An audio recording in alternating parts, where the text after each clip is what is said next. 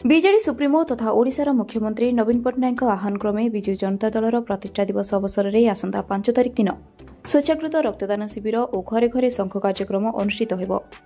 ଏଥିଲାଗି ଛତ୍ରପୁର ନିର୍ବାଚନ ମଣ୍ଡଳୀ ପକ୍ଷରୁ ସ୍ଥାନୀୟ ଗୌରୀଶଙ୍କର ମନ୍ଦିର କଲ୍ୟାଣ ମଣ୍ଡପଠାରେ ଛତ୍ରପୁର ବିଧାୟକ ସୁଭାଷ ଚନ୍ଦ୍ର ବେହେରାଙ୍କ ଅଧ୍ୟକ୍ଷତାରେ ଏକ ପ୍ରସ୍ତୁତି ବୈଠକ ଅନୁଷ୍ଠିତ ହୋଇଯାଇଛି।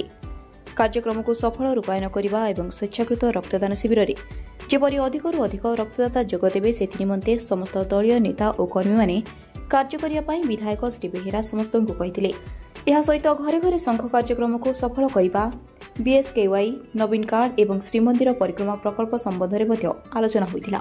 ଏହି କାର୍ଯ୍ୟକ୍ରମରେ ଛତ୍ରପୁର ବ୍ଲକ ବିଜେଡି ସଭାପତି ପ୍ରବାସୀ ପ୍ରଧାନ, ଛତ୍ରପୁର ନଗର ସଭାପତି ବି ରାଜୁବାବୁ, ଛତ୍ରପୁର ଏନ୍ଏସି ଉପାଧ୍ୟକ୍ଷ ଜି ପାପାରାଓ, ଗଞ୍ଜାମ ଏନ୍ଏସି ଉପାଧ୍ୟକ୍ଷ ସୁରେନ୍ଦ୍ର ବାରିକ, ଗଞ୍ଜାମ ବ୍ଲକର ପୂର୍ବତନ ବ୍ଲକ ଅଧ୍ୟକ୍ଷ ସୁରଥ ପାହାନ, ପୂର୍ବତନ ବିଧାୟକ ଅଶୋକ କୁମାର ଚୌଧୁରୀ, ଜିଲ୍ଲା ପରିଷଦ ସଭ୍ୟ ଏମ୍ ଧନଞ୍ଜୟ ରେଡ୍ଡି ଓ ସନାତନ ବେହେରା, ଯୁବ ବିଜେଡି ଛତ୍ରପୁର ନଗର ସଭାପତି ଟି ଚନ୍ଦ୍ରଶେଖର ରାଓ, ଯୁବ ବିଜେଡି ଗଞ୍ଜାମ ନଗର ସଭାପତି ସୁଧୀର କୁମାର ପାଢ଼ୀ, ଶମ୍ଭୁନାଥ ସ୍ୱାଇଁ, ସମିତି ସଭ୍ୟ ଏସ୍ ଚକ୍ରପାଣୀ ରେଡ୍ଡି, କାଉନ୍ସିଲର ଦେବାଶିଷ ମିଶ୍ର, ପ୍ରୀତିଚନ୍ଦା ସାମଲ, ସନ୍ତୋଷ ସେଠୀ, କେ ରମେଶଙ୍କ ସମେତ ଛତ୍ରପୁର ନିର୍ବାଚନ ମଣ୍ଡଳୀର ବିଜେଡିର ବହୁ ଜନପ୍ରତିନିଧି, ଛାମୁଆ ନେତା, ଆଇନଜୀବୀ, ଯୁବ ଓ ଛାତ୍ର ନେତାମାନେ ଉପସ୍ଥିତ ଥିଲେ।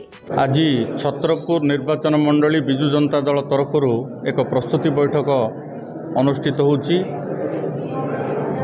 ବିଜୁ ଜନତା ଦଳର 27ତମ ପ୍ରତିଷ୍ଠା ଦିବସ ଅବସରରେ ଯେଉଁ ସ୍ୱେଚ୍ଛାକୃତ ରକ୍ତଦାନ ଶିବିର ଜୀବନ ବିନ୍ଦୁ ଆୟୋଜନ କରିବାର ଅଛି ସେ ସମ୍ପର୍କରେ ଆଜି ବିଶଦ ଭାବରେ କିଭଳି ଭାବରେ ଅଧିକରୁ ଅଧିକ ସ୍ୱେଚ୍ଛାକୃତ ରକ୍ତଦାତାଙ୍କୁ ଅଣାଯାଇପାରିବ ସେ ସମ୍ପର୍କରେ ଆଜିର ପ୍ରସ୍ତୁତି ବୈଠକରେ ଆଲୋଚନା କରାଯିବ। ଏହା ସାଙ୍ଗେ ସାଙ୍ଗେ ଆମ ବିଜୁ ଜନତା ଦଳର ଆଗାମୀ ଦିନରେ ହାଉସ୍ ଟ୍ୟାଗିଂ ଏବଂ ଘରେ ଘରେ ଶଙ୍ଖ କାର୍ଯ୍ୟକ୍ରମ ଅନୁଷ୍ଠିତ ହେବ। ସେହି କାର୍ଯ୍ୟକ୍ରମରେ କିଭଳି ଭାବରେ ସମସ୍ତେ ସାମିଲ ହୋଇକରି ପ୍ରତ୍ୟେକ ଘରକୁ ଯାଇକି ମାନ୍ୟବର ମୁଖ୍ୟମନ୍ତ୍ରୀଙ୍କର ବିକଶିତ ଓଡ଼ିଶାର ବାର୍ତ୍ତା, ଲୋକାଭିମୁଖୀ ଯୋଜନାର ବାର୍ତ୍ତା, 5T ରୂପାନ୍ତରକରଣର ବାର୍ତ୍ତା କିଭଳି ଭାବରେ ପହଞ୍ଚାଯାଇପାରିବ ସେ ସମ୍ପର୍କରେ ମଧ୍ୟ ବିଶଦ ଆଲୋଚନା ହେବ।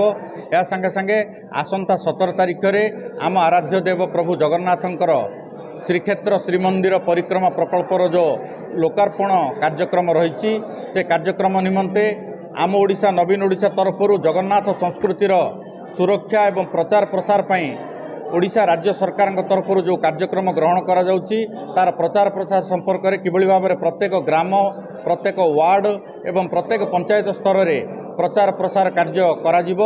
ଆଗାମୀ 5 ତାରିଖରୁ 15 ତାରିଖ ପର୍ଯ୍ୟନ୍ତ ଜଗନ୍ନାଥ ରଥ ପ୍ରତ୍ୟେକ ଗ୍ରାମ, ପ୍ରତ୍ୟେକ ୱାର୍ଡ, ପ୍ରତ୍ୟେକ ସହରାଞ୍ଚଳର ୱାର୍ଡ ପରିକ୍ରମା କରିକି ଜଗନ୍ନାଥ ସଂସ୍କୃତିର ବାର୍ତ୍ତା ପ୍ରଚାର କରାଯିବ। ସେ ସମ୍ପର୍କରେ ଆଜିର ଏହି ପ୍ରସ୍ତୁତି ବୈଠକରେ ବିଶଦ ଭାବରେ ଆଲୋଚନା ହେବ।